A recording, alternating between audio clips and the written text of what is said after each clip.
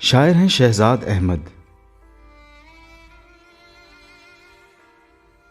न सही कुछ मगर इतना तो किया करते थे,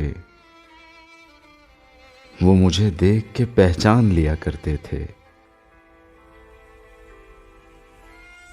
आखिरकार हुए तेरी रजा के पाबंद,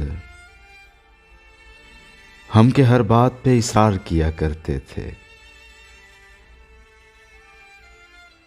खाक हैं अब तेरी गलियों की वो इज्जत वाले, जो तेरे शहर का पानी ना पिया करते थे। अब तो इंसान की अजमत भी कोई चीज नहीं, लोग पत्थर को खुदा मान लिया करते थे। दोस्तों, अब मुझे गर्दन ज़दनी कहते हो, तुम वही हो कि मेरे जख्म सिया करते थे।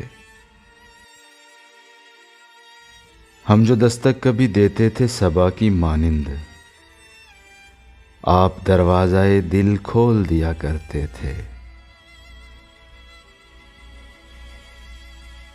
अब तो शहजाद सितारों पे लगी हैं नजरें, कभी हम लोग भी मट्टी में जिया करते थे। न सही कुछ मगर इतना तो किया करते थे, वो मुझे देख के पहचान लिया करते थे।